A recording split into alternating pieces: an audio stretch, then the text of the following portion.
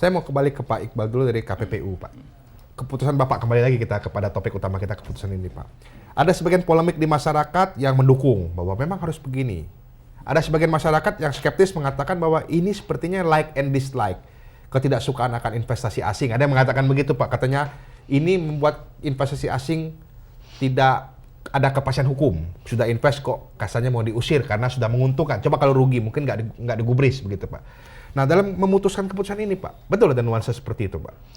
Ya, jadi selama ini KPPU dalam memutuskan satu perkara tidak melihat apakah terlapornya si A, si B, si C dari dalam maupun dari luar, apakah swasta atau BUMN, kita tidak melihat itu. Undang-Undang Nomor 5 Tahun 99 mengamanatkan pada KPPU bahwa dalam rangka penegakan hukum persaingan ini adalah siapapun yang melakukan usaha di Indonesia, apakah itu dianya memakai PT gitu atau BUMN ataukah koperasi ataupun juga pelaku usaha besar ataupun menengah sebagainya, itu kalau melakukan kondak-kondak atau perilaku anti persaingan harus diperiksa oleh KPPU. Nggak hanya Temasek aja? Tidak hanya Temasek. Nah, oleh karenanya selama ini kita juga sudah banyak kasus-kasus yang ditangani oleh KPPU yang melibatkan BUMN. Dalam dunia telekomunikasi dunia telekomunikasi ada Telkom, pernah kita beri sanksi. Oh, Telkom. Telkom karena dia melakukan kondak menghambat atau memblocking kompetitornya. Jadi bukan hanya karena ada nama Temasek, bukan? Bukan hanya karena Temasek saja. Kita juga pernah menghukum pelaku usaha asing yang melakukan usaha di Indonesia. Jadi bukan hanya sekarang hanya Temasek saja yang kita lakukan, yang lain juga ada. Kasus pertama kali kita periksa adalah mengenai di Caltex. Ada tender pengadaan pipa di Caltex. Yang kita lihat itu melanggar Undang-Undang Nomor 5 Tahun 99 dan kita minta dilakukan tender ulang. Caltex lakukan loh. Oke. Gitu. Jadi mengikuti dia lakukan tender ulang. Carrefour juga begitu. Nah, satu lagi mungkin pertanyaan begini, Pak. Lalu kesannya kan keputusan Bapak ini adalah sangat-sangat superior.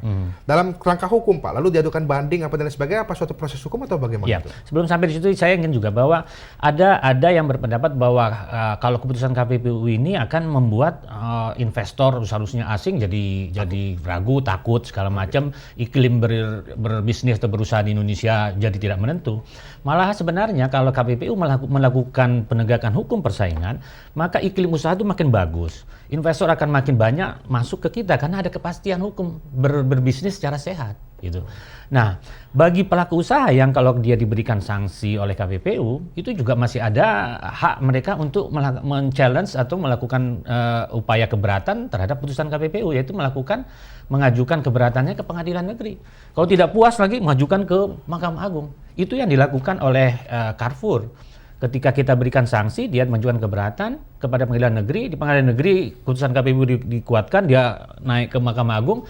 Mahkamah Agung kemudian menguatkan kembali putusan KPPU. Akhirnya dia ikut, gitu loh. Putusan KPPU sudah selesai, nggak ada masalah. Jadi simple kalau kita berpikirannya memang murni ini perkara-perkara persaingan usaha. Tapi kalau kita kemudian kaitkan dengan perkara yang di luar itu, nah itu sudah bukan kewenangan KPPU lagi.